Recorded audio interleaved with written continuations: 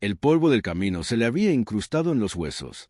Desde el alba, Aurora Castañeda avanzaba con los pies envueltos en trapos, porque las suelas de sus huaraches ya eran apenas un recuerdo de cuero. El sol de julio castigaba a Michoacán sin piedad, y ella llevaba 2 jornadas sin probar más que agua de algún arroyo, las migajas que quedaban de un pan que ya ni siquiera merecía ese nombre. Los pinos de la zona de Taretan se perfilaban contra un cielo de un azul tan intenso que lastimaba la vista. El olor a resina y tierra mojada se fundía con el polvo que sus propios pasos levantaban. A lo lejos, el canto de las chicharras marcaba el transcurrir de las horas con un ritmo tan obstinado que empezaba a sonarle delirio. Nunca pedía nada, jamás lo había hecho. Pero ese día, frente al enorme portón de madera de la hacienda El Encinar, con los pulmones ardiendo, la visión empañada por el calor, se permitió dar 3 golpes. Nadie contestó, y en el silencio que sobrevino, algo en su pecho se rompió de una manera distinta a como se había quebrado en tantas ocasiones anteriores. Si alguna vez has tenido que llamar a una puerta sin saber qué hay detrás, consciente de que de esa respuesta depende si comes o no esa noche, entonces conoces el peso exacto que Aurora llevaba sobre sus hombros aquella tarde de verano. Deja tu like ahora mismo si alguna vez sentiste que golpeabas puertas que parecían vacías por dentro. Suscríbete a Cuentos del Viejo Campo y activa la campanita para no perderte lo que Aurora encontró al otro lado de ese portón. Y cuéntanos, ¿desde qué lugar del mundo nos escuchas hoy?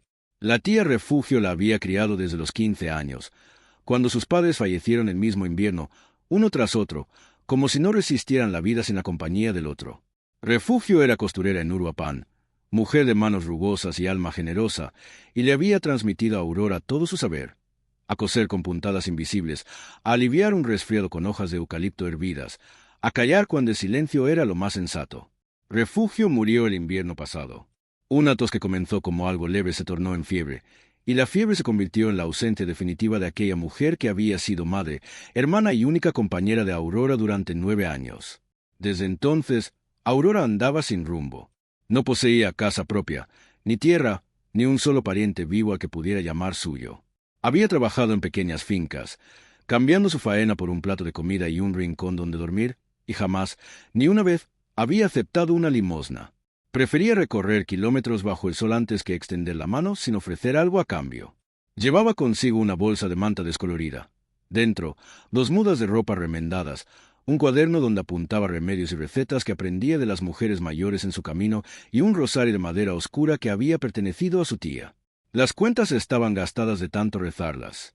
Aurora lo llevaba enrollado en la muñeca izquierda y, cuando la angustia le oprimía el pecho, cerraba los dedos sobre las cuentas como quien se aferra a lo único que aún le pertenece en el mundo. Sola, sentada bajo un fresno al borde del camino, antes de llegar a la hacienda, Aurora había sacado el rosario y lo había apretado contra su pecho. «Ayúdame a encontrar un lugar, tía», susurró, sin saber que sus palabras eran casi una oración. «Un sitio donde no me vean como una carga».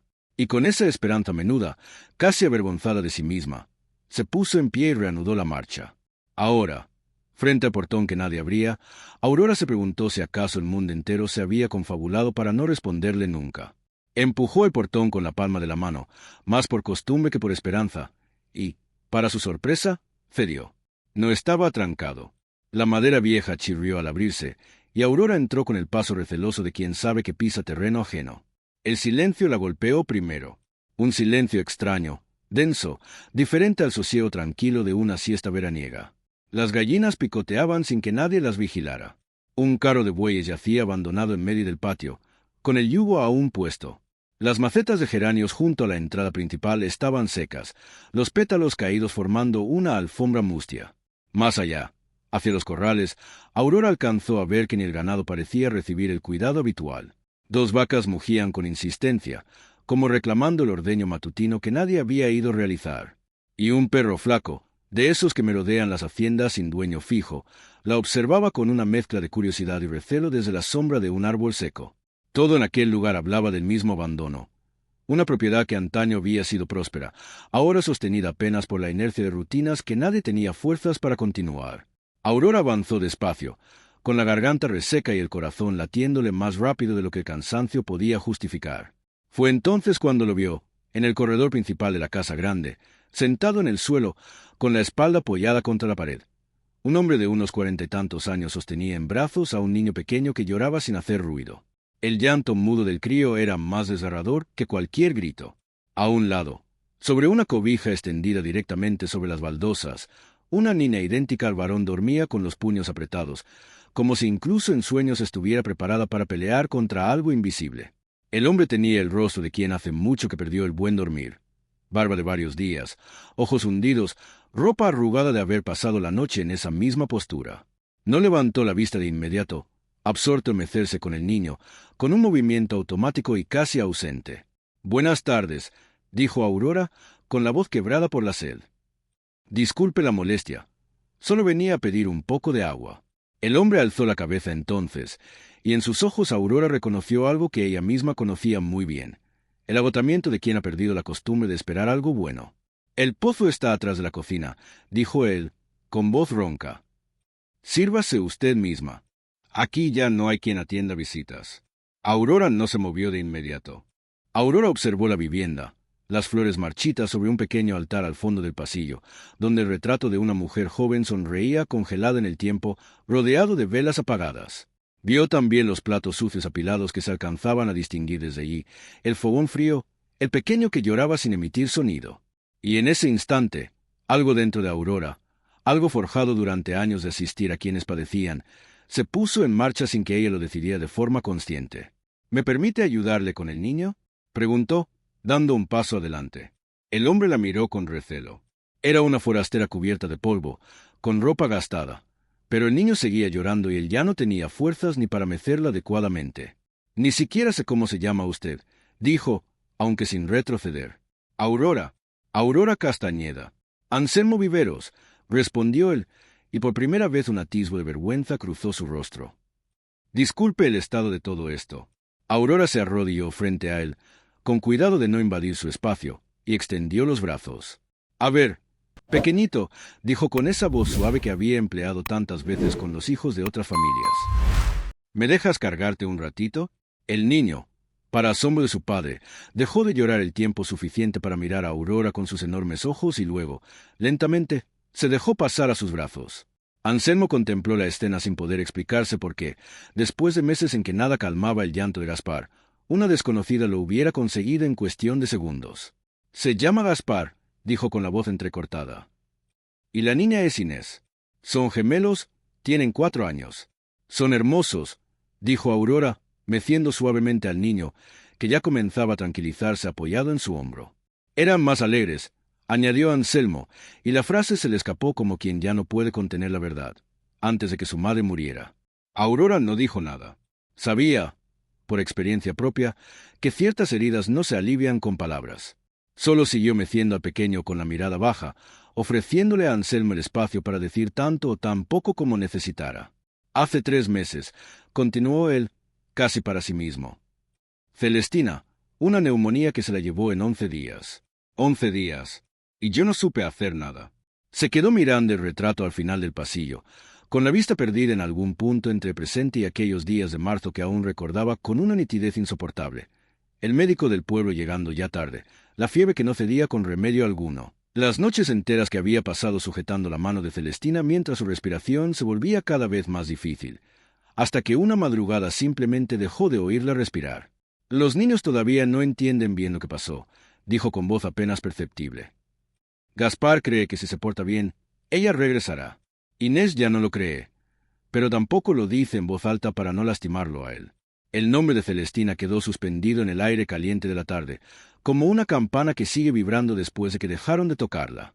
«Lo siento mucho», dijo Aurora, y en su voz no había la compasión vacía de quien repite una frase cortés, sino el peso de alguien que también ha enterrado a quien más amó. Anselmo la miró entonces con más atención. Notó sus manos curtidas por el trabajo, sosteniendo a su hijo con una firmeza serena. Notó su espalda recta, casi orgullosa, de una mujer que a simple vista se notaba que no poseía nada, pero que tampoco pedía más que lo justo. «Usted venía por agua», dijo, como si de pronto recordara las normas de cortesía. «Y aquí estoy, contándole mis penas a una desconocida». «El agua puede esperar un poco más», respondió Aurora. «Si me lo permite, podría ayudarle a poner algo de orden aquí, al menos mientras el niño se calma del todo».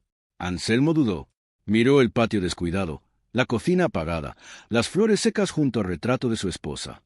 Miró a sus hijos, a Gaspar, que ya dormitaba en brazos de la forastera, a Inés, que comenzaba a moverse en su cobija improvisada. «No tengo con qué pagarle un salario», dijo con la honestidad brutal de un hombre que ya no tiene energías para fingir.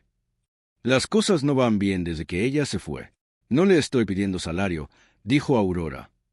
«Solo un plato de comida y un rincón donde dormir a cambio de mi trabajo.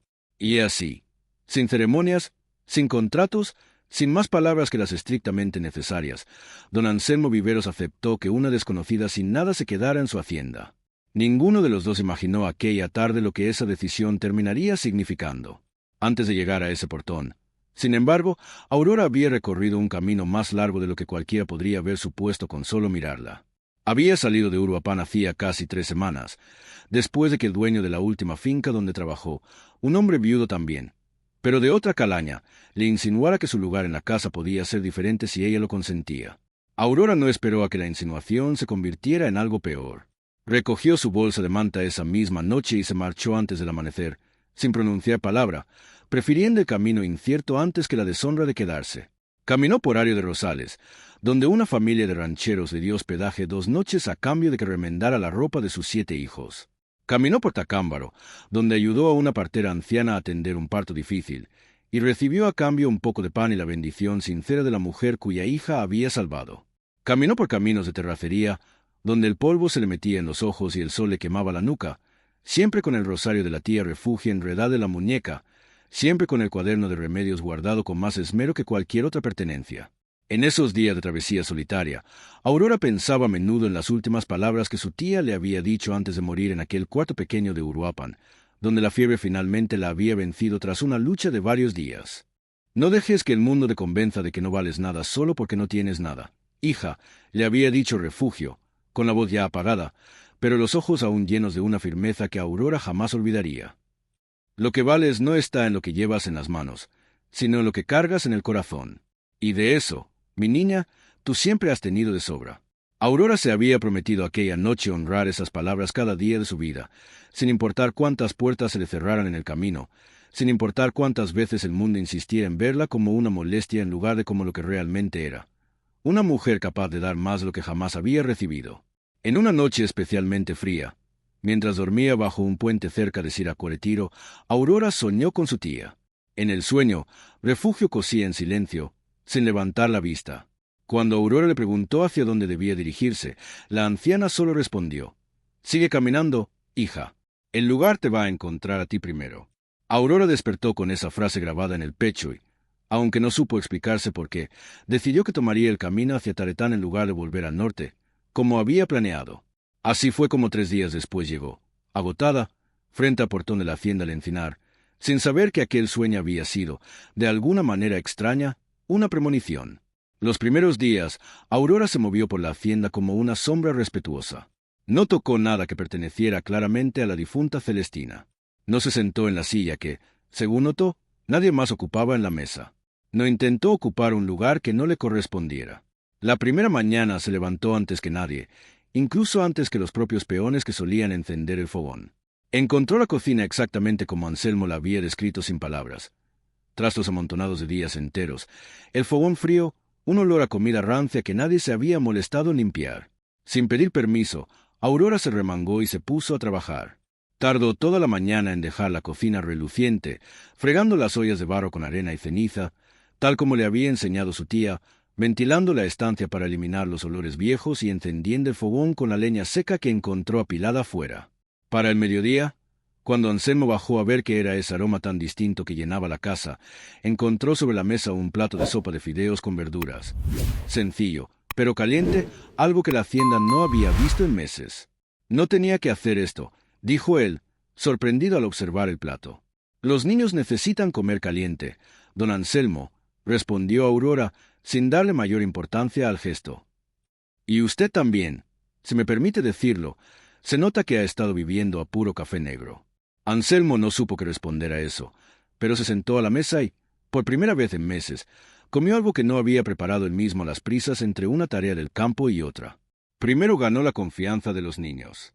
Con Gaspar, que apenas hablaba desde la muerte de su madre, Aurora usó la paciencia y el silencio. Se sentaba junto a él mientras cocinaba, sin exigirle palabras, dejando que el niño se acercara a su propio ritmo.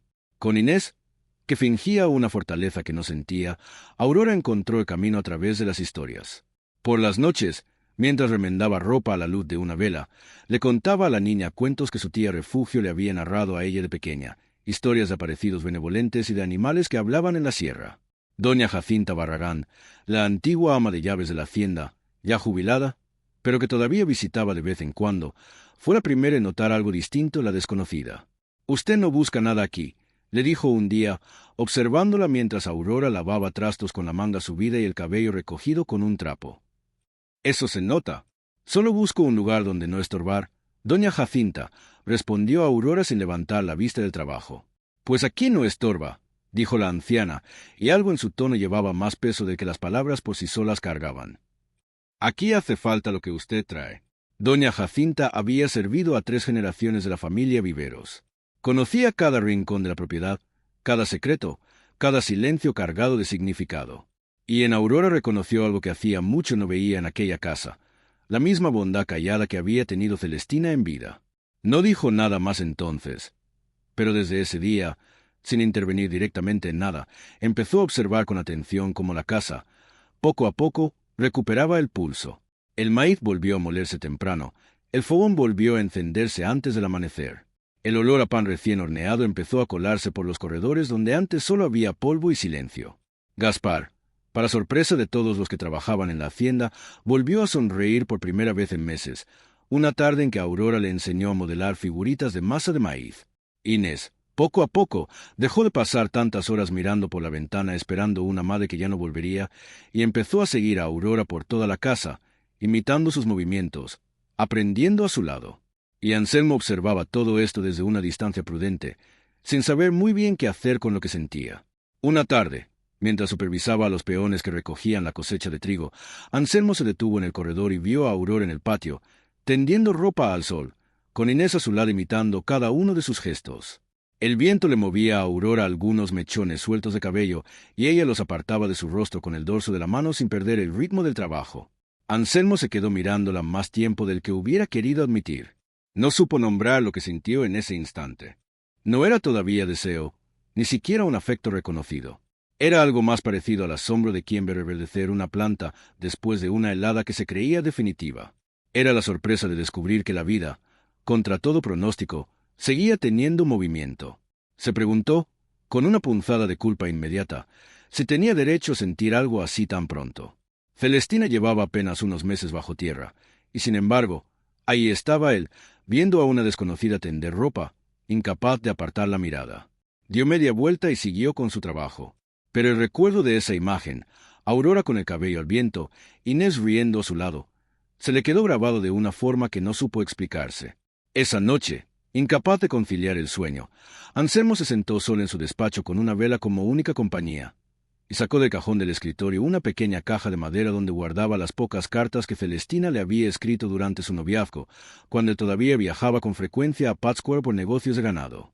Releyó una de ellas, con la letra cuidada de su esposa, donde ella le hablaba de lo mucho que extrañaba sus visitas y de las ganas que tenía de formar una familia juntos. De repente sintió que el pecho se le oprimía con una nostalgia que ya conocía bien, pero esta vez acompañada de algo nuevo. La culpa de haber sentido, apenas unas horas antes, algo parecido a la esperanza al ver a otra mujer moverse por su casa. «Estoy haciendo mal», Celestina murmuró en el silencio del despacho, sin esperar respuesta alguna. «¿O es que simplemente ya no sé cómo se vive sin querer a alguien?» Guardó la carta de vuelta en la caja con el mismo cuidado con que se guarda algo sagrado, y se quedó un largo rato mirando la llama de la vela consumirse poco a poco, sin llegar a ninguna conclusión clara, pero sabiendo en el fondo que algo dentro de él ya había empezado a cambiar, quisiera admitirlo o no. No fue solo con los niños y con Anselmo que Aurora ganó terreno. Los peones y trabajadores de la hacienda, al principio recelosos de la desconocida que de pronto daba órdenes en la cocina y organizaba las labores domésticas, terminaron por rendirse ante su trato justo y su disposición a trabajar hombro con cualquiera. Baldomero, el mayordomo, hombre de pocas palabras y manos curtidas por 40 años de trabajo en la tierra, fue de los primeros en notar el cambio. Antes había que rogarles a las muchachas del pueblo que vinieran a ayudar en la cocina. Le comentó una tarde a doña Jacinta, mientras reparaba una cerca del establo.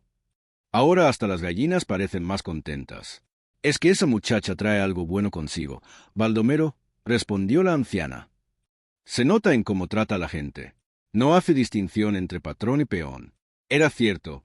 Aurora trataba con el mismo respeto a Anselmo que a la mujer que lavaba la ropa en el río, al niño que arreaba las cabras o al médico del pueblo. Esa ausencia total de altivez, tan poco común entre quienes de pronto se veían favorecidos por la fortuna, fue ganándole el cariño genuino de toda la hacienda. Una tarde, mientras ayudaba a las mujeres del molino a preparar nistamal para las tortillas de toda la semana, una de ellas, de nombre Herminia, le preguntó sin rodeos lo que muchos ya se preguntaban en silencio. ¿Y usted, señorita Aurora, no tiene pretendiente en ningún lado? Una mujer con esas manos tan trabajadoras no debería andar sola por el mundo. Aurora sonrió sin dejar de moler el maíz. No más ando buscando un lugar donde ser útil. Herminia. Lo demás, si Dios quiere, ya llegará a su tiempo. Pues por acá se ve que ya encontró más que un lugar, dijo otra de las mujeres con una risita cómplice que hizo que Aurora bajara la vista, sintiendo que el rubor le subía a las mejillas. No respondió nada más. Pero esa noche, sola en su cuarto, se preguntó por primera vez si lo que sentía cada vez que cruzaba miradas con don Anselmo era simple gratitud o algo que apenas empezaba a nombrar en el silencio de sus propios pensamientos.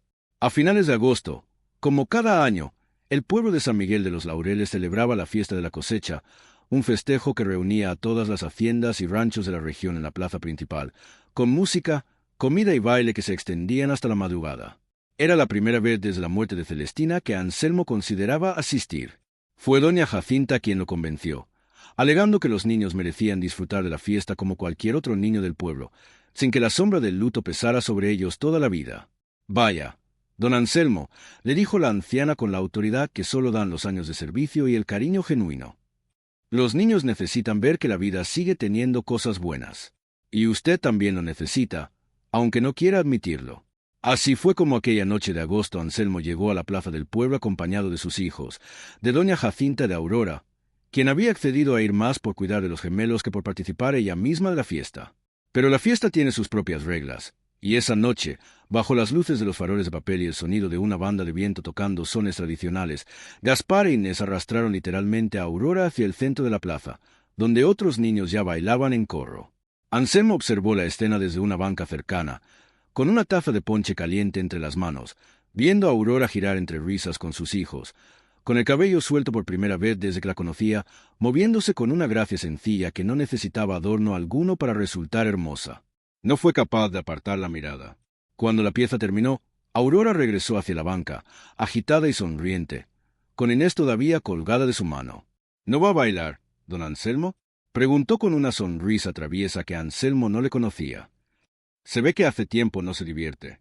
Hace mucho que no bailo, admitió con una honestidad que lo sorprendió a sí mismo. Se me han de haber olvidado los pasos. Pues nunca es tarde para recordar, respondió Aurora, extendiéndole la mano con una naturalidad que no dejaba lugar a la negativa. Anselmo dudó apenas un instante antes de tomar esa mano y dejarse llevar hacia el centro de la plaza, donde la música ya empezaba una nueva pieza, más lenta que la anterior. Bailaron sin demasiada gracia, entre risas contenidas por los pasos torpes de Anselmo, que efectivamente había olvidado casi por completo cómo moverse al ritmo de la música. Pero en medio de esos movimientos descoordinados y de esas risas compartidas, algo se fue soltando en el pecho de Anselmo, que llevaba meses atado con un nudo imposible de deshacer. Varias personas del pueblo los observaron bailar esa noche. Y aunque en ese momento los comentarios fueron en su mayoría benévolos, varias de las mujeres mayores comentaban entre sí lo bueno que era ver a don Anselmo sonreír otra vez. La escena no pasó desapercibida para don Leandro Murguía, que observaba todo desde una mesa cercana con una expresión que nada tenía de benévola. Fue, de hecho, esa misma noche, viendo a Anselmo bailar con una desconocida frente a todo el pueblo, que Murguía decidió que había llegado el momento de intensificar sus esfuerzos por sembrar la duda entre los vecinos. El pueblo de San Miguel de los Laureles no tardó en enterarse de que en la hacienda El Encinar había una mujer nueva. Al principio, los comentarios fueron favorables. Se decía que los niños de don Anselmo habían vuelto a reír, que la casa olía otra vez a comida hecha con cariño, que el hacendado se veía menos consumido por la pena. Pero no todos en la región vieron con buenos ojos la prosperidad renovada de la familia Viveros.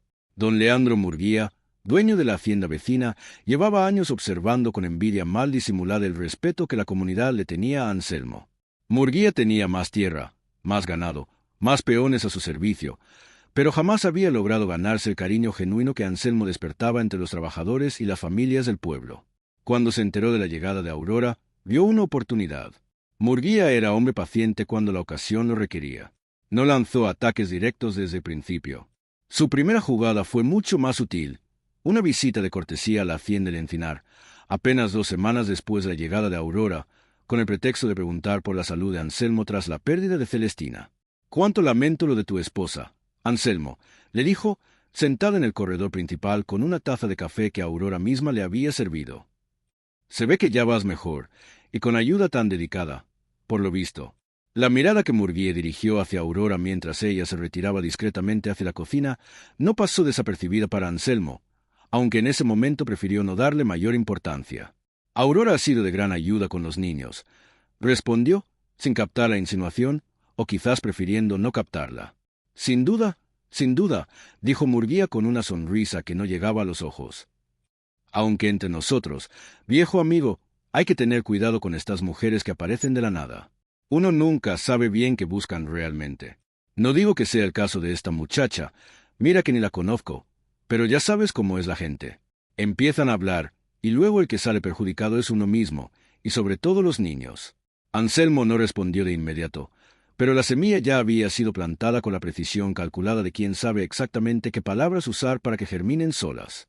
Fue apenas unos días después que Anselmo empezó a escuchar de boca de distintas personas del pueblo comentarios similares, todos con el mismo tono de preocupación aparentemente genuina, todos sembrados con el mismo cuidado que una siembra bien planeada.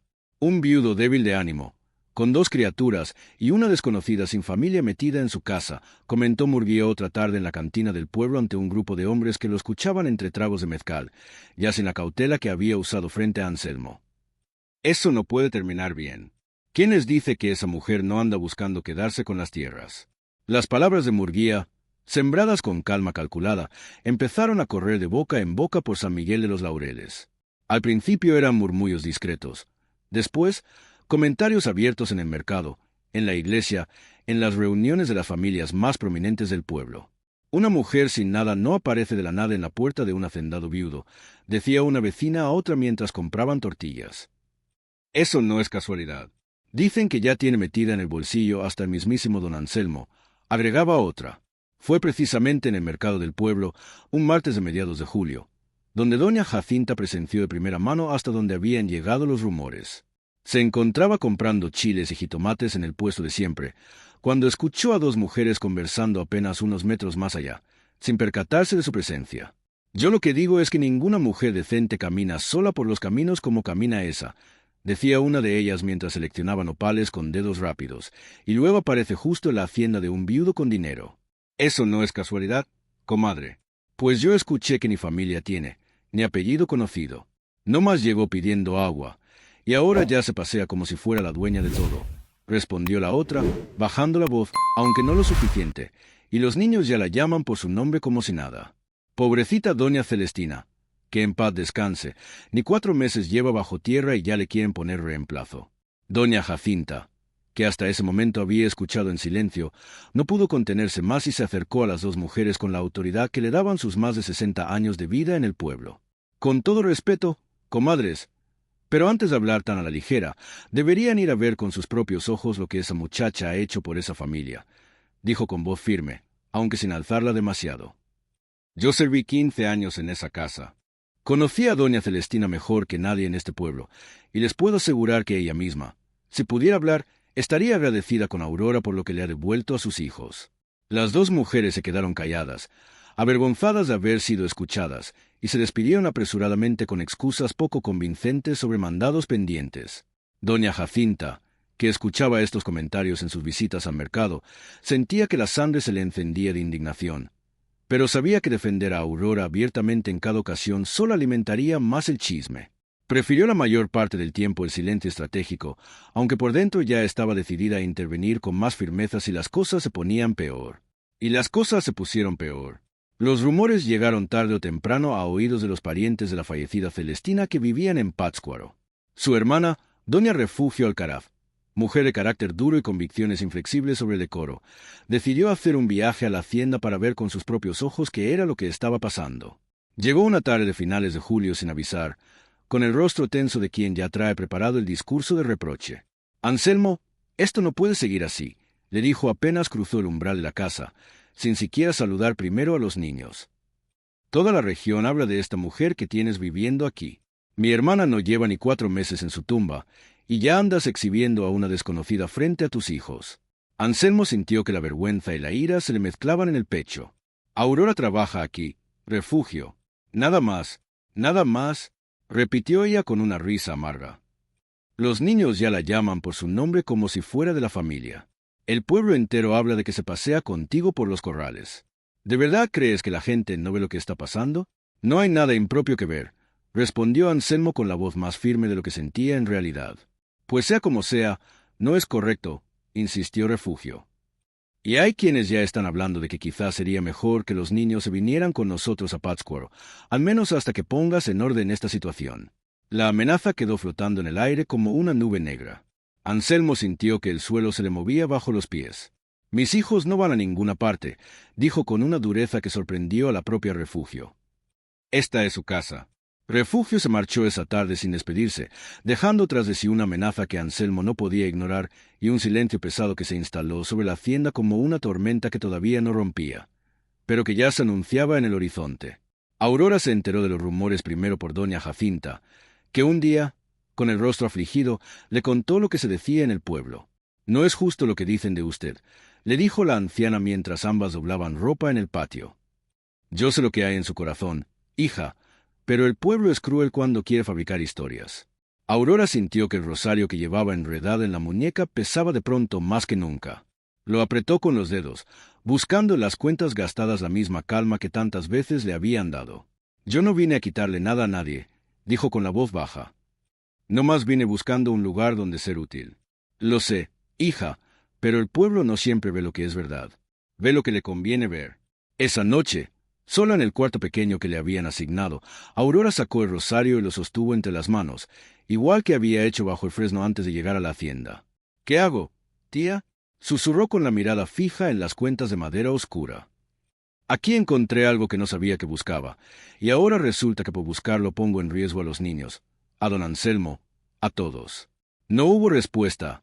Claro, solo el silencio de la noche y el canto distante de un tecolote en los pinos cercanos. Pero Aurora sintió de alguna manera que su tía le habría dicho que la bondad nunca es un error, aunque el mundo insista en malinterpretarla. Decidió esa misma noche que hablaría con don Anselmo la mañana siguiente para ofrecerle marcharse si eso ayudaba a proteger a su familia del escándalo. A la mañana siguiente, Aurora buscó a Anselmo temprano, encontrándolo en el corral, revisando el estado de los caballos antes de que empezara la jornada de trabajo.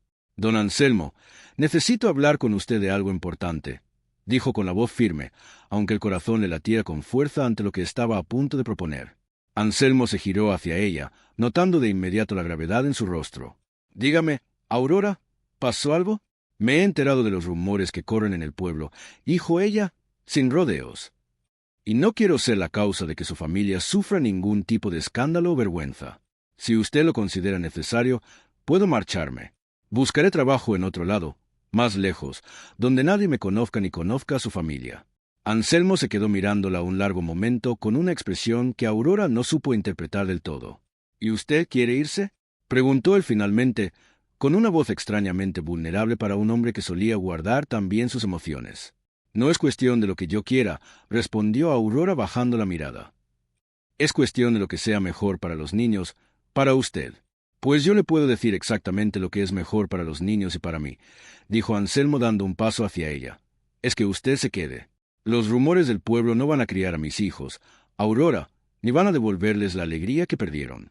Eso lo ha hecho usted, y no pienso permitir que un puñado de chismes la corran de esta casa. Aurora sintió que los ojos se le humedecían, aunque hizo un esfuerzo por contener las lágrimas. Entonces me quedo, dijo simplemente, mientras usted me necesite aquí. La necesitamos, respondió Anselmo con una honestidad que ninguno de los dos supo en ese momento hasta dónde llegaba, más de lo que quizás usted misma se imagina. Pero antes de que ese día terminara de asentarse en la rutina habitual de la hacienda, hubo una tarde tranquila, de esas que parecen no significar nada mientras suceden, pero que después se recuerdan con una claridad que duele. Esa tarde, Anselmo se había hecho un corte en la mano derecha con el filo de una hoz mientras ayudaba a los peones con la cosecha de trigo. No era una herida profunda, pero sangraba lo suficiente como para requerir atención.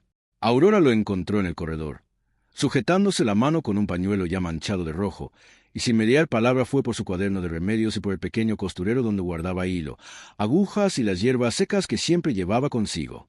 «Siéntese aquí», le dijo, señalando un banco bajo el corredor con la autoridad tranquila de quien ha curado heridas toda su vida. Anselmo obedeció sin protestar. Aurora se arrodilló frente a él y tomó su mano entre las suyas con un cuidado casi ceremonial. Limpió la herida con agua hervida y un poco de alcohol que Baldomero le trajo de la despensa. Y mientras lo hacía, sus dedos rozaron la piel áspera de la palma de Anselmo, curtida por años de trabajo en el campo. Ninguno de los dos dijo nada durante ese momento. El sol de la tarde caía oblicuo sobre el corredor, iluminando el polvo suspendido en el aire, y el único sonido era el canto lejano de las chicharras en los encinos. «Le va a quedar una cicatriz pequeña», dijo Aurora finalmente, mientras vendaba la herida con una tira de tela limpia, atando el nudo con una delicadeza que contrastaba con la firmeza de sus manos. «No sería la primera», respondió Anselmo con una media sonrisa que hacía tiempo no aparecía en su rostro. «Ni la última, imagino, si sigo siendo tan torpe con la hoz». Aurora rió, un sonido breve y genuino, y por un instante, sosteniendo todavía la mano vendada de Anselmo entre las suyas, ambos se quedaron mirándose sin decir nada más. Fue apenas un segundo, quizás dos, pero en ese silencio compartido había más de lo que ninguna palabra hubiera podido expresar. Aurora soltó la mano con suavidad. Se puso de pie y recogió su costurero como quien necesita romper un instante antes de que se vuelva demasiado grande para contenerlo. «Con esto va a sanar bien», dijo, ya con la voz recuperando su tono habitual de trabajo. «Nomás cuide de no mojarlo hasta mañana».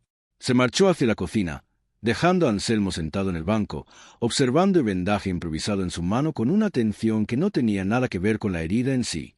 Fue Baldomero, el mayordomo de la hacienda, quien primero notó que algo andaba mal con el niño. «Don Anselmo, el niño Gaspar amaneció ardiendo en fiebre», le dijo, tocando la puerta del despacho con urgencia, poco antes del mediodía. Anselmo corrió hacia el cuarto de los niños y encontró a Gaspar pálido, con los labios resecos, temblando bajo las cobijas a pesar del calor de julio. Inés, sentada a su lado, lloraba en silencio, tomando la mano de su hermano con una fuerza desesperada.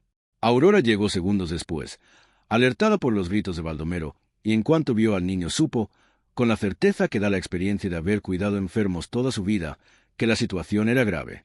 «Necesitamos bajarle la fiebre ahorita mismo», dijo, tocando la frente de Gaspar. «Traiga paños con agua fría, y que alguien vaya al pueblo por el médico, aunque tarde en llegar». Esa tarde, una tormenta de verano estalló sobre San Miguel de los Laureles con una furia que parecía querer arrancar los árboles de raíz. El viento golpeaba las ventanas, la lluvia caía en cortinas gruesas, los relámpagos iluminaban por instantes la habitación entera, dejando ver en ese destello breve el rostro pálido y sudoroso del niño, la mandíbula apretada de Anselmo, las manos firmes de Aurora moviéndose sin descanso entre paños y tazones de agua. Los truenos retumbaban tan cerca que las ventanas temblaban en sus marcos.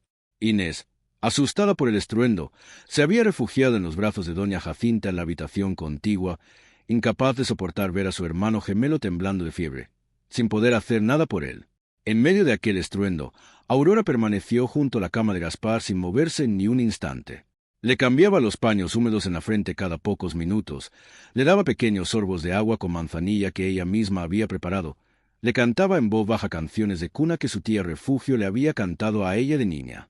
Anselmo se quedó también sentado del otro lado de la cama, sosteniendo la mano pequeña de su hijo, incapaz de conciliar el sueño, mientras el rayo y el trueno se sucedían afuera sin descanso. Las horas pasaron lentas y pesadas, marcadas apenas por el chisporroteo de la vela que Aurora mantenía encendida junto a la cama, protegiéndola con la mano cada vez que una corriente de aire amenazaba con apagarla. El olor a hierbas hervidas, manzanilla, gordolobo, un poco de eucalipto que Aurora había traído consigo desde su época con la tía Refugio, se mezclaba con el aroma húmedo de la tormenta que se colaba por las rendijas de la ventana. Baldomero se asomó 2 veces durante la noche, ofreciendo ayuda con voz preocupada, y las 2 veces Aurora lo despidió con la misma instrucción calmada. «No más necesito que la lumbre de la cocina no se apague para tener agua caliente lista si se necesita», le dijo sin apartar la vista del niño. «De lo demás me encargo yo».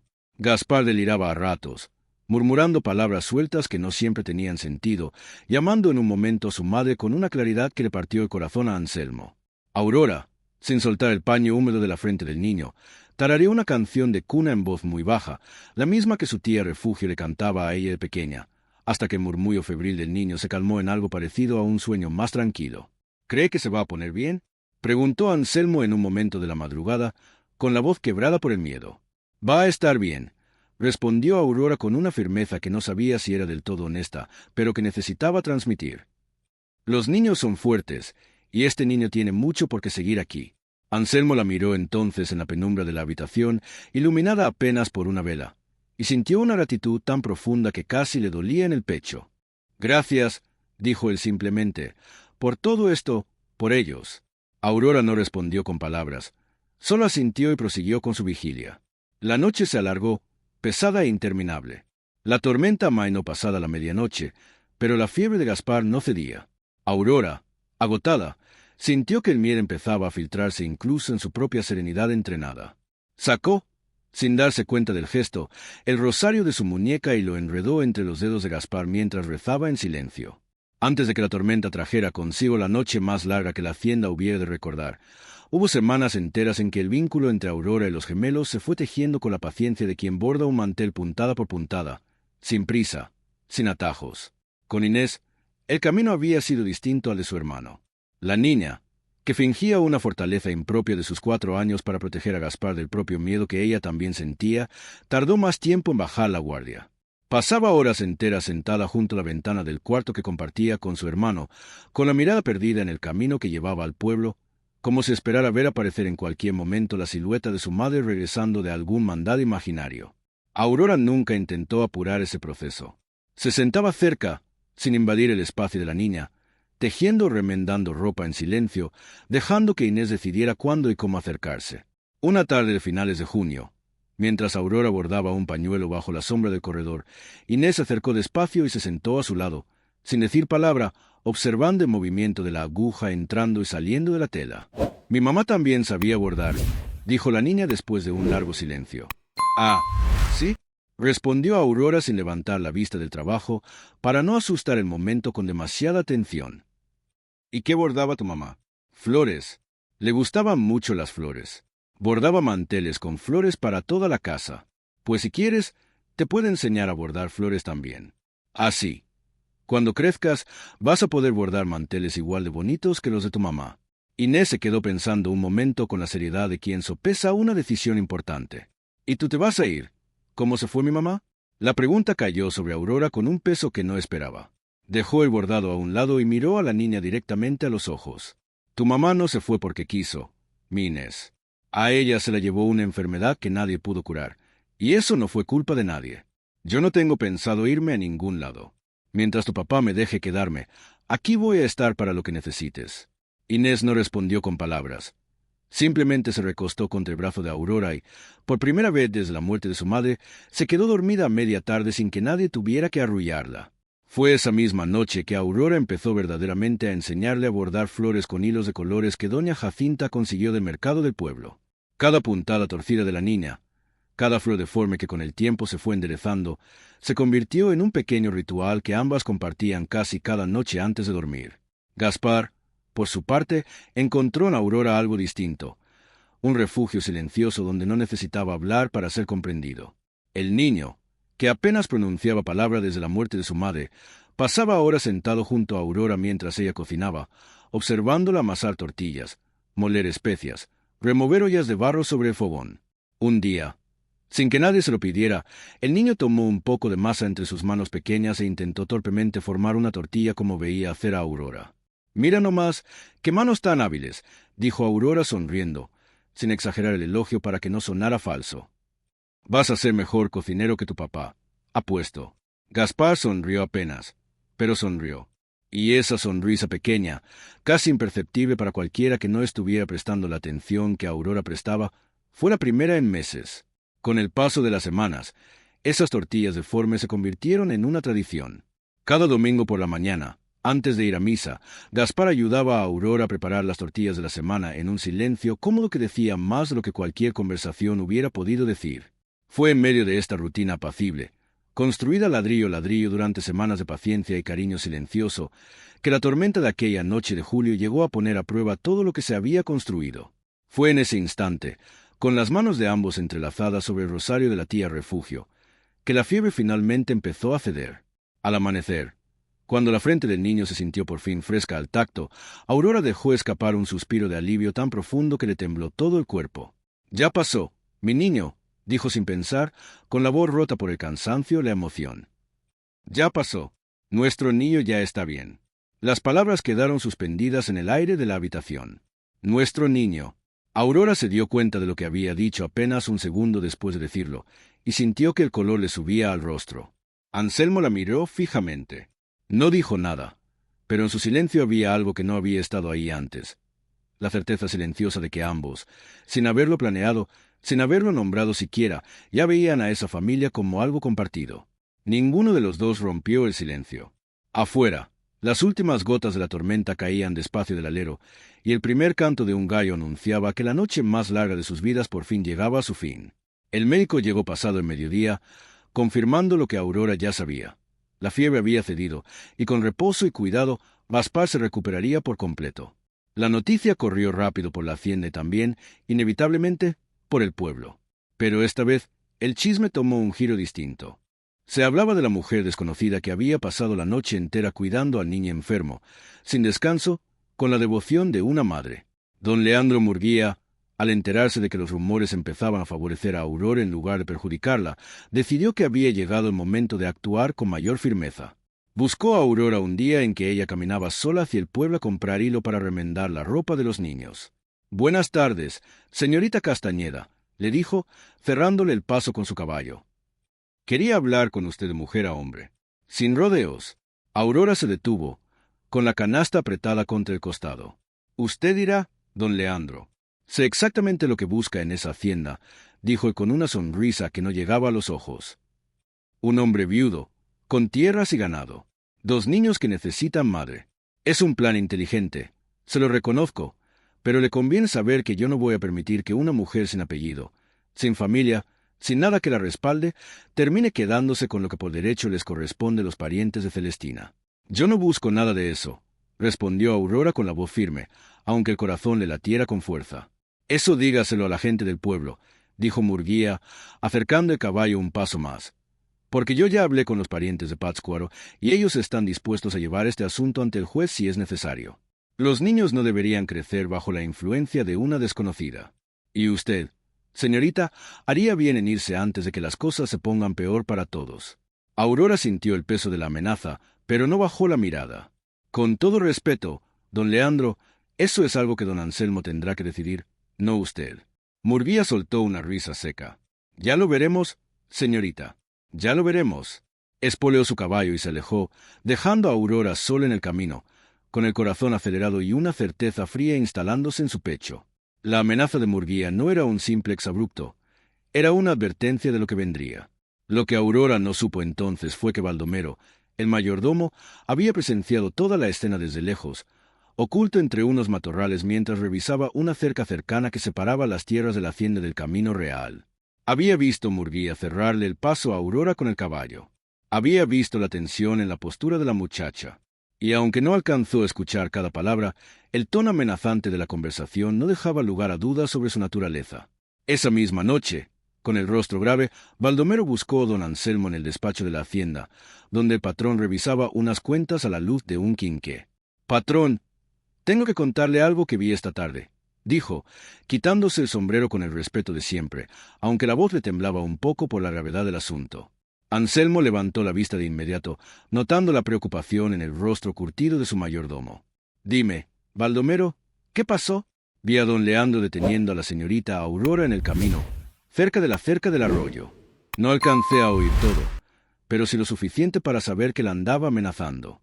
Habló de los parientes de la difunta patrona, de llevarse a los niños, de que ella se fuera antes de que las cosas se pusieran peor. Anselmo sintió que algo dentro de él, algo que llevaba meses dormido bajo el peso del duelo, finalmente despertaba con una claridad furiosa.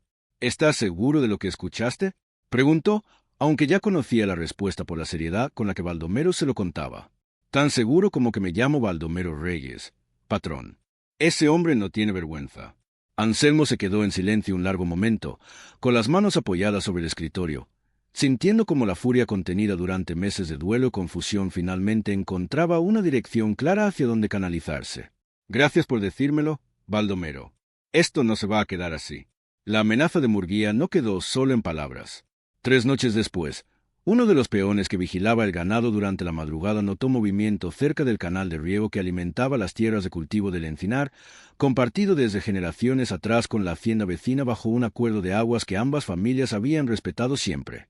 El peón, de nombre Cirilo, alertó de inmediato a Baldomero, y ambos llegaron a tiempo para sorprender a 2 hombres desconocidos intentando desviar el cauce del canal hacia las tierras de Murguía, lo cual, de haberse consumado, habría dejado sin agua suficiente los cultivos de trigo de Anselmo, justo en la época más crítica del riego. ¡Alto! Gritó Baldomero, avanzando con el machete en alto, seguido de cerca por Cirilo. Los 2 hombres, sorprendidos, huyeron a caballo en la oscuridad, dejando tras de sí las herramientas con las que habían empezado a cavar un desvío improvisado en la tierra húmeda junto al canal. A la mañana siguiente, Anselmo inspeccionó personalmente el daño con el rostro tenso de furia contenida. «Esto no fue casualidad, patrón», dijo Baldomero, señalando las marcas de pala recién cavadas. «Alguien mandó a esos hombres a propósito, y no hace falta ser adivino para saber quién». Anselmo apretó la mandíbula, mirando hacia las tierras de Murguía que se extendían al otro lado del canal. «No tengo pruebas para acusarlo directamente», dijo con la frustración de quien conoce la verdad pero no puede demostrarla ante un juez. «Pero esto confirma que ya no se conforma con rumores. Ahora quiere golpear donde más duele, la cosecha misma». Aurora, que se había acercado al enterarse del incidente, sintió que el miedo se le instalaba en el pecho de una forma distinta a los rumores del pueblo. Aquello ya no era solo palabras dañinas. Era una amenaza concreta contra el sustento de toda la familia, contra el futuro de los niños que tanto le habían costado recuperar la alegría. «Necesitamos poner vigilancia extra en el canal, patrón, al menos hasta que pase la temporada de riego», sugirió Baldomero. «Se hará», respondió Anselmo, «y voy a hablar con el juez del distrito sobre el acuerdo de aguas para que quede registrado formalmente que cualquier intento de alterarlo será perseguido con todo el peso de la ley». Esa tarde, mientras los peones reforzaban la vigilancia alrededor del canal, Aurora encontró a Anselmo sentado solo en su despacho, con la mirada perdida en los papeles del acuerdo de aguas que llevaba generaciones firmado entre las 2 familias. «¿Está bien?», preguntó ella, apoyándose en el marco de la puerta. «Estoy cansado, Aurora», admitió él sin levantar la vista. «Cansado de que un hombre con tanto ya guardado en sus propias tierras no pueda simplemente dejarnos vivir en paz. La envidia no se satisface nunca con lo que uno ya tiene», dijo Aurora, acercándose para poner una mano sobre su hombro. «Eso es algo que aprendí viendo cómo trataban a mi tía algunas de las familias más pudientes de Uruapan. Entre menos tiene uno, más generoso puede ser. Entre más tiene otro, más miedo le da perderlo». Anselmo puso su mano sobre la de ella, sintiendo, no por primera vez, que la presencia de Aurora tenía el poder extraño de aligerar cualquier peso, por grande que fuera. «Gracias por estar aquí», dijo simplemente. Aurora no respondió con palabras. Solo apretó suavemente su hombro, y ambos se quedaron así un momento, en silencio, mientras afuera el sol de la tarde empezaba a teñir de dorado los campos de trigo que, gracias a la vigilancia oportuna de Baldomero y Cirilo, seguirían recibiendo el agua que necesitaban para dar su cosecha. Aquel domingo, en la misa de la mañana, el padre Benigno Salvatierra observó desde el altar algo que llevaba semanas notando sin comentarlo con nadie. Anselmo y Aurora, sentados en la misma banca junto con los gemelos, ya no guardaban la distancia formal de patrón y empleada, sino la cercanía natural de una familia completa. Durante el sermón, sin dirigirse a nadie en particular, pero con la mirada deteniéndose apenas un instante de más sobre esa banca en particular, el viejo cura habló de la parábola del sembrador, de cómo la semilla que cae en tierra buena, aunque tarde en germinar, termina por dar el fruto más abundante. «A veces», dijo con la voz pausada que había usado durante 30 años para guiar a su comunidad, «Dios nos manda la lluvia justo cuando creíamos que la tierra ya no podía producir nada más. Y esa lluvia, que a veces llega en forma de tormenta, termina siendo la que salva la cosecha entera».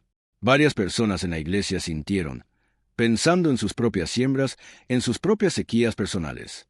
Pero doña Jacinta, sentada a 2 bancas atrás de Anselmo, sonrió para sus adentros, segura de que el padre Benigno hablaba de algo mucho más específico que el clima. Al salir de misa, el cura se acercó brevemente a Anselmo, que cargaba a Inés en brazos, mientras Gaspar caminaba de la mano de Aurora unos pasos adelante. «Se te ve mejor la cara, Anselmo», le dijo con una sonrisa breve. Hace meses que no te veía así de tranquilo. Ando tratando. Padre, respondió Anselmo sin dar mayores explicaciones. Se nota, dijo el padre benigno, y sin agregar nada más, se despidió con un gesto de la mano, dejando que el propio Anselmo llegara a su tiempo a las conclusiones que ya empezaban a formarse en su corazón. Los días siguientes transcurrieron con una tensión que se sentía en cada rincón de la hacienda. Doña Jacinta notó que Anselmo caminaba con un paso distinto, más decidido, y que su mirada, antes perdida a la distancia, ahora se fijaba en algo concreto. En esos mismos días, mientras Gaspar terminaba de recuperar las fuerzas bajo el cuidado atento de Aurora, doña Jacinta empezó a pasar más tiempo en la cocina, observando con atención los remedios que Aurora preparaba con las hierbas de su cuaderno heredado. Esa mezcla que le dio al niño para la fiebre, ¿de dónde la aprendió?, preguntó la anciana una tarde, mientras ambas pelaban nopales para la comida. De mi tía Refugio, respondió Aurora. Ella conocía todos los remedios de las mujeres de Uruapan. Manzanilla para la fiebre, bordolobo para la tos, hojas de aguacate para el dolor de estómago. Yo las fui anotando en mi cuaderno desde niña para no olvidarlas nunca. Pues no estaría mal que me enseñara algunas, dijo doña Jacinta con una sonrisa cómplice. A estas alturas de mi vida ya no me quedan muchos años para atesorar más sabiduría, pero los que me queden, prefiero pasarlos aprendiendo algo útil. Así, entre risas y el aroma de las hierbas hirviendo en ollas de barro, Aurora empezó a compartir con doña Jacinta cada remedio de su cuaderno, mientras la anciana a cambio le enseñaba los secretos de la cocina tradicional de la hacienda que había perfeccionado durante décadas de servicio. El punto exacto del mole, el secreto para que los tamales quedaran esponjosos, la manera correcta de curar los comales nuevos.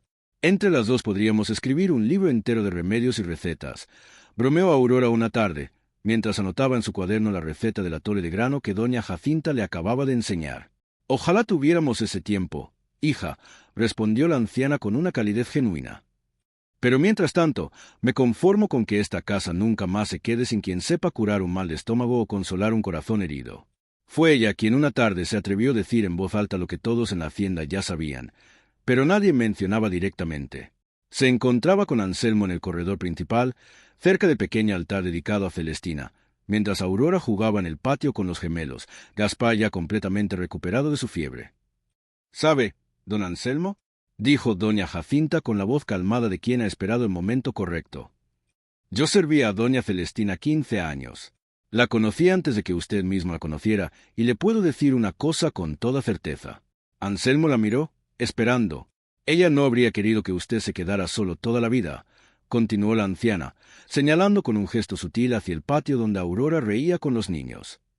Y si hay algo que yo sé de la señora Celestina, es que ella amaba a sus hijos más que a nada en este mundo. Y ella, donde quiera que esté, debe estar contenta de verlos reír otra vez, de verlos queridos, de ver esta casa llena otra vez de vida. Anselmo no respondió de inmediato. Se quedó mirando la escena del patio, Aurora persiguiendo a Gaspar mientras Inés se colgaba de su falda, los tres envueltos en una burbuja de risas que parecía ajena a cualquier amenaza externa. Lo sé, doña Jacinta, dijo finalmente, con la voz más suave de lo que él mismo esperaba. Lo sé, y creo que por fin estoy empezando a entenderlo. A ella le hubiera dolido más verlo a usted convertido en una sombra que verlo volver a querer, dijo doña Jacinta. Las palabras cayeron sobre Anselmo como una revelación que llevaba tiempo necesitando escuchar en voz alta. Tengo miedo, Jacinta, admitió con una honestidad que rara vez se permitía. Miedo de traicionar su memoria, miedo de lo que dirá la gente, miedo de que los niños salgan lastimados si algo sale mal. El miedo es comprensible, respondió la anciana, pero el silencio ya les ha hecho suficiente daño a esos niños y a usted también. Antes de buscar al padre benigno, Anselmo sintió la necesidad de visitar el pequeño panteón del pueblo, donde descansaban los restos de Celestina bajo una lápida sencilla de piedra gris. Se arrodilló frente a la tumba, quitando algunas hierbas silvestres que habían crecido alrededor, y se quedó ahí largo rato en silencio, sintiendo el peso de todo lo que llevaba meses cargando sin decirlo en voz alta. No sé si estoy haciendo lo correcto. Celestina, dijo finalmente, con la voz baja, casi un susurro. Quiero a esa mujer, y me da miedo que quererla signifique que te estoy dejando atrás. El viento movió las ramas de un fresno cercano, y por un instante Anselmo sintió, más que escuchó, una especie de calma que no sabía si venía de su propia conciencia o de algo más allá de su comprensión. Los niños volvieron a reír. Celestina continuó. Gaspar volvió a hablar. Inés ya no pasa las tardes esperando en la ventana. Eso es obra de ella. Y no sé cómo se hace esto de amar dos veces sin traicionar a la primera. No hubo respuesta. Claro, más que el susurro constante del viento entre las hojas. Pero Anselmo se puso de pie sintiendo por primera vez en meses que el peso en su pecho se aligeraba un poco, como si la propia Celestina, desde donde estuviera, le hubiera dado un permiso silencioso que él necesitaba desesperadamente escuchar. Fue con ese peso más ligero que buscó esa misma tarde al padre Benigno Salvatierra, párroco del pueblo desde hacía más de 30 años, quien había casado a Anselmo y Celestina y conocía cada capítulo de su historia. «Padre, necesito consejo», le dijo, sentado en la pequeña sacristía de la iglesia. «Siento que si sigo adelante con lo que mi corazón me pide, estoy faltándole a la memoria de Celestina». El padre Benigno lo escuchó con paciencia y, cuando terminó, le respondió con la calma de quien ha visto pasar generaciones enteras de dolores similares. «Anselmo, seguir viviendo no significa olvidar a quien se fue. Celestina vivió en usted 15 años de matrimonio feliz. Esa memoria no se borra porque usted vuelva a encontrar algo de luz en medio de la oscuridad. Al contrario, honrar su memoria es seguir siendo el hombre bueno que ella amó. Y ese hombre bueno merece volver a vivir plenamente». El viejo cura se quedó pensativo un momento y después añadió, con la voz más baja, casi confidencial: «¿Sabe, Anselmo?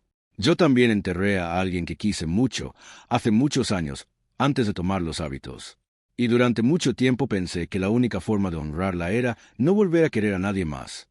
Me tomó años enteros entender que ese silencio no le hacía ningún bien a su memoria.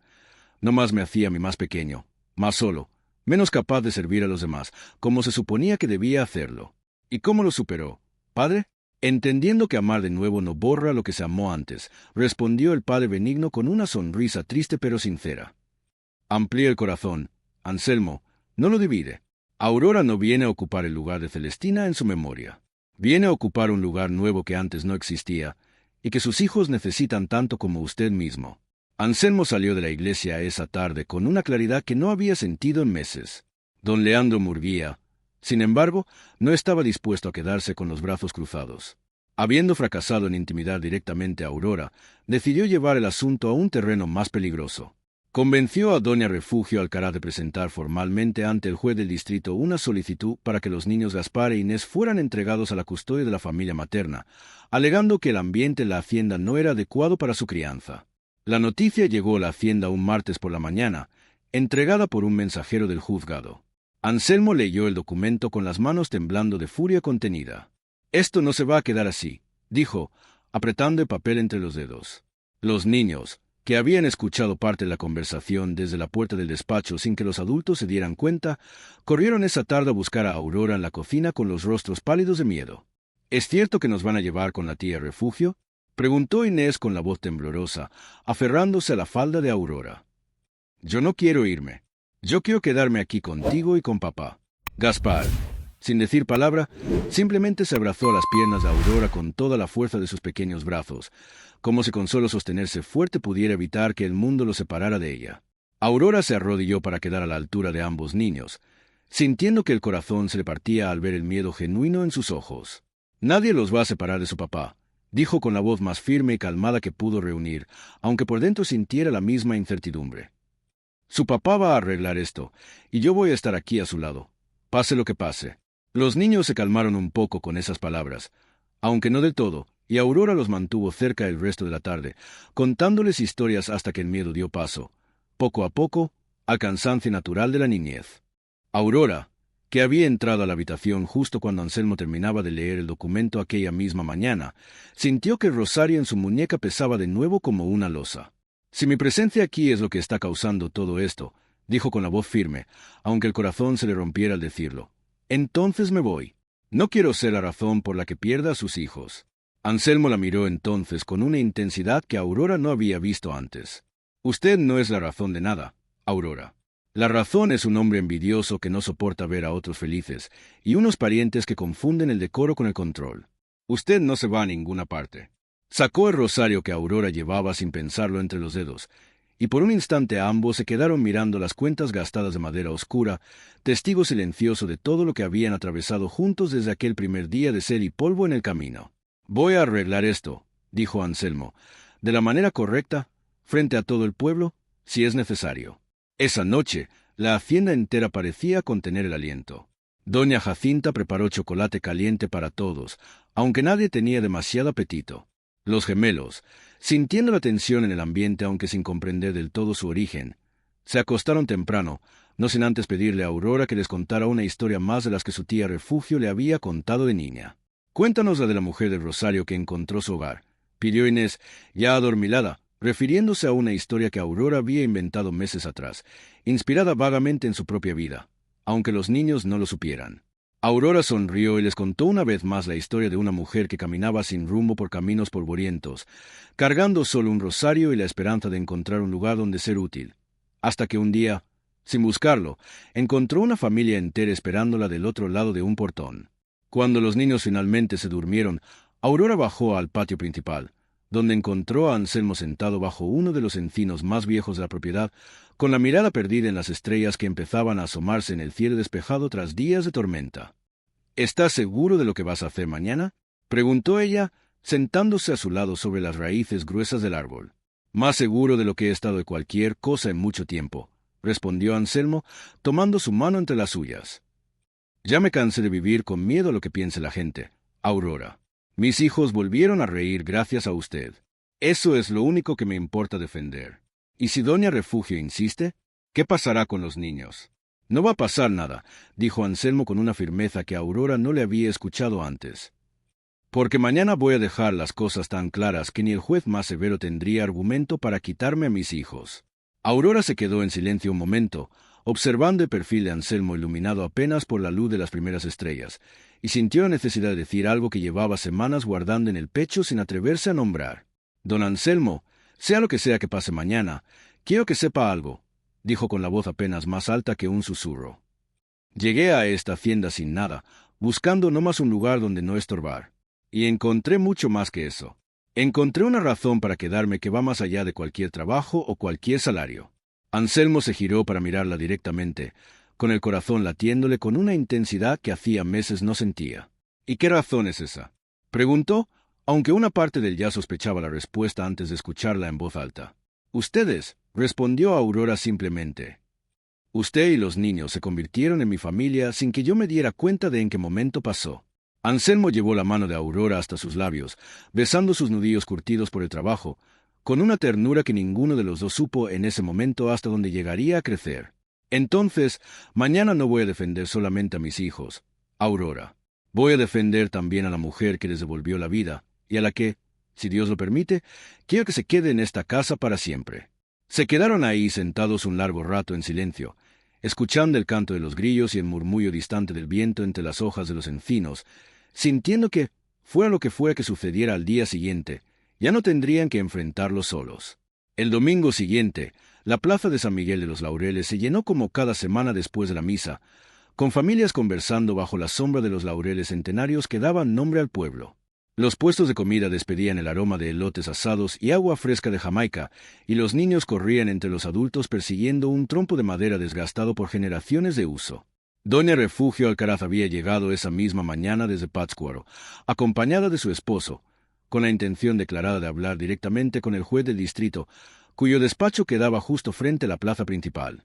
No esperaba encontrarse con lo que estaba a punto de suceder. Don Leandro Murguía estaba ahí también, conversando con un grupo de hacendados vecinos bajo la sombra de uno de los laureles, con la actitud satisfecha de quien cree tener ya la victoria asegurada. Cuando vio llegar a don Anselmo Viveros caminando directamente hacia él, con paso firme y decidido, atravesando la plaza sin desviar la mirada. «Don Leandro», dijo Anselmo con voz alta y clara, lo suficiente para que varios vecinos cercanos voltearan a mirar. «Tengo entendido que usted ha estado muy ocupado metiendo sus narices en los asuntos de mi familia». Murguía sonrió con falsa cortesía. «No más me preocupo por el bienestar de sus hijos, Anselmo, como buen vecino». «El bienestar de mis hijos no le concierne a usted», respondió Anselmo sin alzar la voz, pero con una firmeza que cortaba como filo. «Y le voy a decir esto una sola vez, frente a quien quiere escucharlo». La plaza entera pareció contener el aliento. «Aurora Castañeda no es una amenaza para mi familia. Es la razón por la que mi familia volvió a tener vida después de que yo mismo había dejado de saber cómo dársela. Y si alguien tiene algo que decir al respecto, que lo diga ahora, aquí frente a mí». El silencio de la plaza se volvió absoluto. Doña Refugia Alcaraz, que había llegado esa misma mañana desde Pátzcuaro para presionar en persona, se quedó paralizada al escuchar la firmeza en la voz de su cuñado. Entre la multitud, Baldomero, que había acompañado a la familia a misa esa mañana como cada domingo, sintió que el pecho se le llenaba de un orgullo silencioso al ver a su patrón hablar con esa determinación que llevaba meses sin mostrar. Herminia y las demás mujeres del molino, agrupadas cerca de los puestos de comida, intercambiaron miradas de aprobación, recordando la vergüenza que ellas mismas habían sentido semanas atrás por haber dudado de Aurora. Anselmo, esto es indecoroso, empezó a decir Refugio con la voz temblorosa por la vergüenza de verse cuestionada frente a tantos vecinos. Lo indecoroso, Refugio, fue dejar que mis hijos vivieran meses en una casa sin alma porque yo estaba demasiado destrozado para reconstruirla, la interrumpió Anselmo sin bajar la voz. Lo indecoroso es que ustedes, que jamás vinieron a ayudarme cuando más lo necesitaba, ahora quieran arrebatarme lo único que ha vuelto a darle sentido a esta familia. Se giró hacia Murguía y su siguiente frase fue tan corta como definitiva. Voy a casarme con Aurora Castañeda, y quien tenga un problema con eso, que se lo lleve directo al juez, porque yo no pienso esconderme ni pedir permiso para volver a ser feliz. Un murmullo recorrió la plaza. Algunos rostros mostraban sorpresa, otros una comprensión silenciosa que llevaba semanas gestándose. El padre Benigno, que observaba desde la puerta de la iglesia, asintió despacio, como quien ve confirmarse algo que ya sabía inevitable. Murguía, buscando aún alguna forma de recuperar terreno frente a los hacendados que lo observaban, intentó una última jugada. Anselmo, piensa bien lo que estás haciendo. El pueblo entero va a hablar de esto durante años. ¿De verdad quieres que tus hijos carguen con ese peso? Mis hijos van a cargar con algo mucho mejor. Leandro, respondió Anselmo sin titubear. Van a cargar con el ejemplo de un padre que no tuvo miedo de volver a amar y de una madrastra que les enseñó que la bondad no se mide por el apellido ni por la fortuna que uno trae consigo. Eso es lo que van a recordar de este pueblo, no tus chismes. Murguía, con el rostro descompuesto por la humillación pública, no encontró palabras para responder. Montó su caballo y se retiró de la plaza sin decir una palabra más, sabiendo que había perdido no solo la batalla, sino también el poco respeto que aún conservaba entre los vecinos. Doña Refugio, con los ojos húmedos, se acercó a Anselmo. Yo solo quería proteger la memoria de mi hermana, dijo con la voz quebrada. La mejor forma de honrar su memoria es dejar que sus hijos vuelvan a sonreír, respondió Anselmo, más suave ahora. Y eso es exactamente lo que Aurora les ha devuelto. Refugio no respondió de inmediato. Miró hacia la hacienda a lo lejos, con los ojos húmedos y el rostro cansado de quien lleva meses cargando una lucha que ya no sabe bien por qué empezó. Tenía tanto miedo de que olvidaras a Celestina, dijo finalmente con la voz quebrada, de que estos niños, mis sobrinos, crecieran sin memoria de su madre. Nunca van a olvidarla, Refugio, respondió Anselmo con más calma ahora que la furia inicial había encontrado su cauce. Aurora es la primera en asegurarse de que no la olviden. Ella misma les cuenta historias de su madre casi cada noche, aunque nunca la conoció. Eso también es parte de lo que la hace quien es. Refugio se quedó en silencio, procesando esas palabras, y después de un largo instante asintió, retirando finalmente la solicitud presentada ante el juez. Anselmo se quedó de pie en medio de la plaza con el corazón latiéndole con fuerza, sintiendo por primera vez en meses que el peso sobre sus hombros empezaba a levantarse. Junto a él, sin que nadie lo hubiera notado llegar, Aurora había presenciado toda la escena desde la entrada de la plaza. Sus miradas se encontraron entonces, y ninguno de los dos dijo nada. Caminaron juntos despacio hasta un punto donde podían ver el horizonte más allá del pueblo, donde las montañas se recortaban contra el cielo de la tarde. Se quedaron ahí en silencio, mirando el mismo paisaje, sin necesidad de palabras que confirmaran lo que ambos ya sabían. Los días previos a la boda transcurrieron entre preparativos que la hacienda entera adoptó como propios. Doña Jacinta, a pesar de sus rodillas cada vez más achacosas, insistió en supervisar personalmente cada detalle, alegando que ya había esperado suficientes años para volver a ver una boda en esa casa como para dejarla en manos ajenas. Cuando casaron a don Anselmo con doña Celestina, yo todavía era joven y fuerte, le contó a Aurora una tarde, mientras ambas cosían juntas las últimas puntadas del vestido de novia. Ahora los años ya me pesan, pero el corazón sigue teniendo la misma alegría de entonces. Aurora, sentada frente a ella con la aguja en la mano, sintió que los ojos se le humedecían. Doña Jacinta, no sé cómo voy a poder agradecerle todo lo que ha hecho por mí desde que llegué. No tiene nada que agradecerme, hija, respondió la anciana sin levantar la vista de su propia costura. Usted le devolvió la vida a esta casa. Yo nomás la ayudé a acomodarse en el lugar que ya le correspondía. El vestido, cosido entre las dos durante varias noches a la luz de vela, era sencillo pero cuidado hasta el último detalle. Algodón blanco bordado con pequeñas flores en los puños y el cuello, un diseño que Aurora había elegido pensando en las flores que, según le había contado Inés, tanto le gustaba bordar a Celestina. Gaspar e Inés, por su parte, insistieron en participar también de los preparativos, ayudando a Baldomero a decorar el patio principal con ramas de laurel y flores silvestres recolectadas de los alrededores de la hacienda. «Va a quedar bien bonito, Aurora», le aseguró Inés con la seriedad de sus casi 5 años, mientras acomodaba torpemente un ramo de flores sobre una de las mesas. «Contigo ayudando, no me cabe la menor duda», respondió Aurora sonriendo. La boda se celebró 3 semanas después, un sábado de agosto, en la pequeña iglesia de San Miguel de los Laureles, con la bendición del padre Benigno Salvatierra y la presencia de casi todo el pueblo. Doña Jacinta lloró durante toda la ceremonia, sentada en primera fila, sosteniendo la mano de Gaspar de un lado e Inés del otro, ambos vestidos con sus mejores ropas, sonriendo como no lo habían hecho en meses.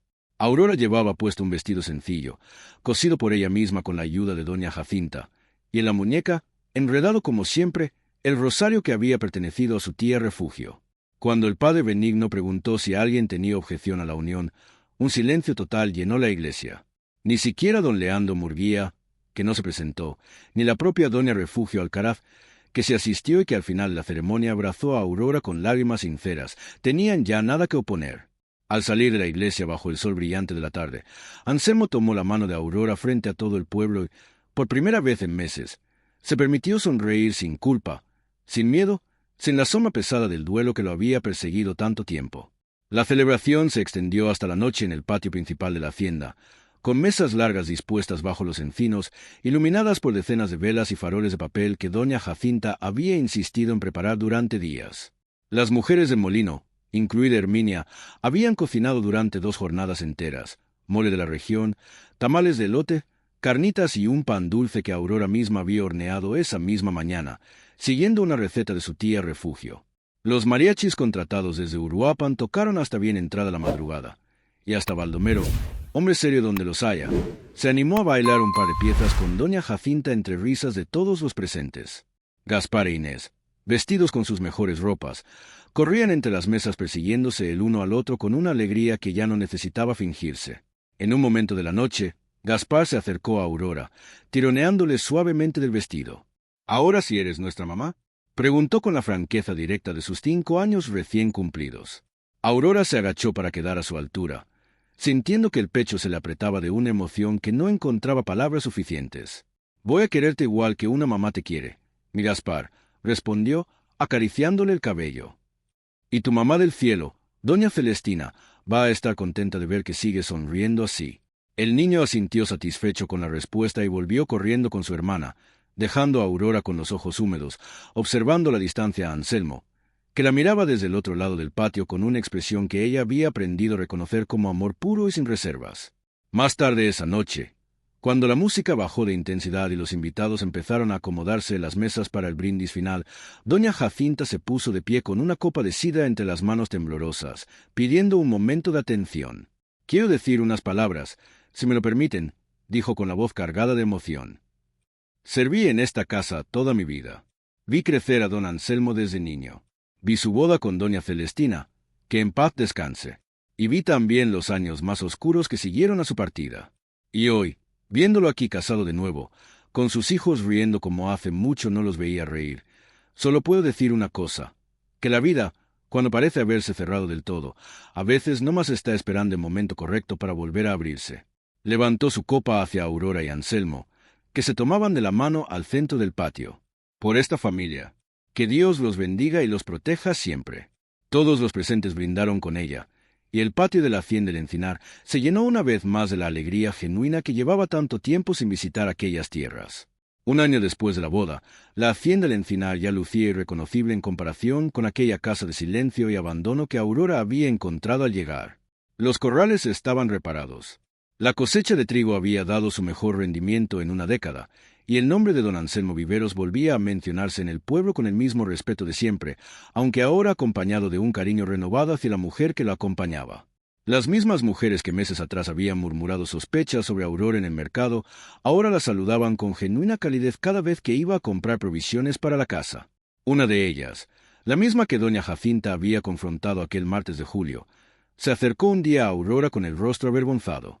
«Señora Viveros», le dijo, usando ya el apellido de casada con un respeto que antes le había negado. «Quería disculparme por las cosas que se dijeron de usted cuando recién llegó. Uno a veces habla sin conocer, y eso no está bien». Aurora, que jamás había guardado rencor por aquellos rumores, sonrió con la misma serenidad que la caracterizaba desde siempre. «No tiene nada que disculpar. El pueblo entero ha sido bueno conmigo desde entonces, y eso es lo que cuenta. Además, si no fue por esas hierbas de nopal que usted vende, mis remedios no serían ni la mitad de buenos». La mujer rió aliviada, y desde ese día se convirtió en una de las proveedoras habituales de hierbas medicinales para el pequeño botiquín casero que Aurora mantenía siempre surtido en la hacienda, disponible para cualquier familia del pueblo que necesitara ayuda, sin cobrar jamás un solo centavo por sus cuidados. Gaspar, a sus 6 años, ya seguía a su padre por los campos casi cada mañana, aprendiendo los nombres de cada semilla, cada surco, cada temporada de siembra y cosecha. Anselmo descubrió en su hijo una curiosidad natural por la tierra que le recordaba, con orgullo silencioso, a sí mismo de niño. Inés, mientras tanto, devoraba cada cuaderno y cada libro que Aurora conseguía prestado del padre Benigno. Y para cuando cumplió 7 años, ya sabía leer mejor que la mitad de los adultos del pueblo, recitando de memoria fragmentos enteros de las historias que su madrastra le había contado durante aquellas primeras noches difíciles. 2 años después de la boda, Aurora dio a luz a una niña en una noche de invierno tranquila, sin tormentas ni sobresaltos, como si la propia naturaleza hubiera querido compensar la violencia de aquella otra noche de julio. Le pusieron por nombre Luz en honor a la claridad que había llegado a sus vidas después de tanta oscuridad. Doña Jacinta, ya con la salud debilitada por los años, insistió en estar presente en el nacimiento, sosteniendo la mano de Aurora durante todo el parto con la devoción de una abuela que ve nacer a su propia sangre. «Ya con esta se completa la familia», dijo la anciana con los ojos húmedos cuando por fin pudo cargar a la pequeña Luz entre sus brazos temblorosos. «Ahora sí puedo morir en paz». Aurora rió entre lágrimas de cansancio y felicidad. «Todavía nos falta mucho tiempo juntas, doña Jacinta. No se me adelante tan rápido». Pero el tiempo, como suele suceder, tuvo sus propios planes. 5 años después del nacimiento de Luz, doña Jacinta murió una tarde de invierno, sentada en su silla favorita del corredor, con una taza de atole todavía tibia entre las manos, rodeada de la familia que había ayudado a formar con su paciencia y su sabiduría silenciosa. Su muerte fue tan tranquila como había sido su vida de servicio, sin dolor aparente, sin lamentos, con la paz de quien sabe que su labor en esta tierra tuvo un propósito claro y cumplido. El padre Benigno ofició su funeral con las mismas palabras sencillas y honestas que había usado en cada bautizo, cada boda y cada despedida de aquella familia. Durante más de 3 décadas, doña Jacinta no tuvo hijos propios, dijo frente a la tumba, ante todo el pueblo reunido. Pero pocas mujeres han dejado una huella tan profunda en tantas vidas ajenas. De don Leandro Murguía, la hacienda supo poco en los años siguientes, más allá de los rumores habituales sobre sus tierras cada vez más descuidadas y sus negocios cada vez menos prósperos, como si la envidia que lo había consumido durante tanto tiempo terminara con los años por consumir también su propia fortuna. Murió solo, sin herederos que se hicieran cargo de sus propiedades, casi 10 años después de aquella humillación pública en la plaza del pueblo. Y fue Anselmo, en un gesto que sorprendió a todos a Miguel de los Laureles, quien costeó discretamente un funeral digno para el hombre que tanto había intentado destruir su felicidad. «No lo hago por él», le explicó a Aurora cuando ella le preguntó por qué se tomaba esa molestia. «Lo hago porque usted me enseñó que la bondad no debería depender de si el otro la merece o no». Aurora sonrió, reconociendo en esas palabras el eco de las enseñanzas de su propia tía Refugio, transmitidas ahora, sin que ella misma lo hubiera planeado, hasta el hombre que se había convertido en el amor de su vida. Los años siguieron su curso, cada uno trayendo consigo sus propias cosechas y sus propias tormentas, pero ninguna capaz ya de sacudir los cimientos de lo que Aurora y Anselmo habían construido juntos. Gaspar creció convertido en un joven serio y trabajador que aprendió de su padre todo lo relacionado con la administración de las tierras, y que con el tiempo se convirtió en el administrador de confianza de la hacienda, respetado por los peones con la misma naturalidad con que su padre lo había sido antes que él. Inés, Por su parte, desarrolló desde niña un amor profundo por las letras gracias a las historias que Aurora le contaba cada noche, y de adulta se convirtió en maestra de la pequeña escuela rural del pueblo, enseñando a leer a generaciones enteras de niños campesinos que de otra forma jamás hubieran tenido esa oportunidad. Luz, criada entre las historias de su madre y la tierra de su padre, heredó de ambos una mezcla poco común de ternura y determinación, y terminó por convertirse en la primera mujer de la región en administrar, junto a su hermano Gaspar, los negocios de exportación de trigo y ganado que la hacienda había desarrollado con los años.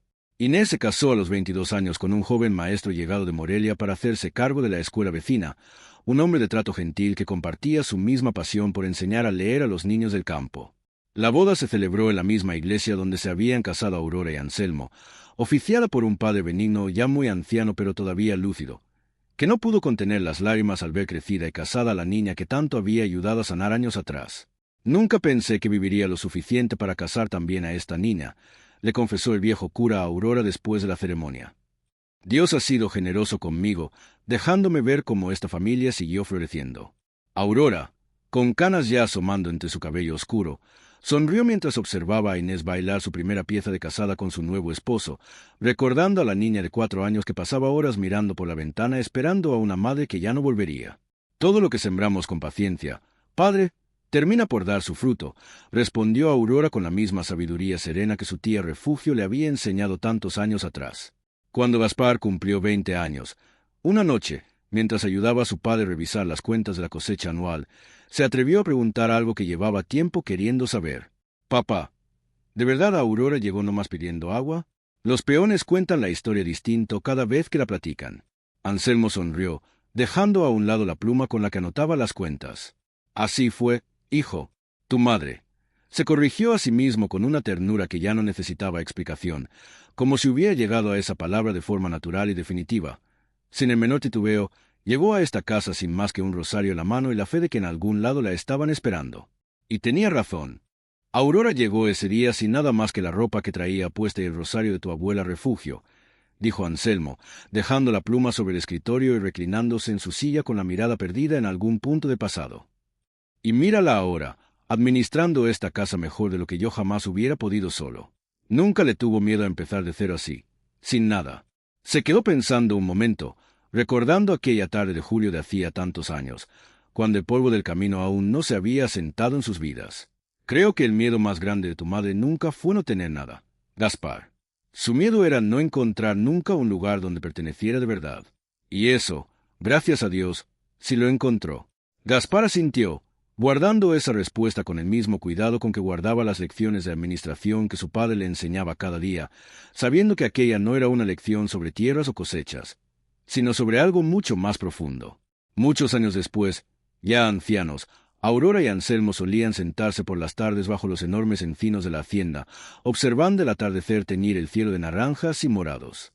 Una de esas tardes, con las manos entrelazadas y el rosario de la tía Refugio todavía enredada en la muñeca de Aurora, gastado ya por décadas de uso, con las cuentas lisas de tanto pasar entre sus dedos, Anselmo le preguntó algo que llevaba tiempo queriendo preguntarle. «¿Alguna vez te arrepientes, Aurora, de haber parado aquel día no más a pedir un poco de agua?» Aurora sonrió con los ojos puestos en el horizonte, donde el sol terminaba de esconderse tras las montañas de Michoacán, sintiendo bajo los dedos el mismo rosario gastado que había cargado consigo desde aquella tarde de polvo y sed, ahora testigo silencioso de toda una vida construida a su lado. «Aquel día pensé que no más buscaba agua para calmar la sed», respondió, apretando la mano de su esposo. «Pero Dios ya me estaba esperando del otro lado de ese portón con una familia entera. Y usted, que nos ve o nos escucha hoy, ¿alguna vez sintió que un día cualquiera, uno donde no esperaba nada especial, terminó cambiándole la vida entera? Cuéntenos en los comentarios cuál fue ese día para usted».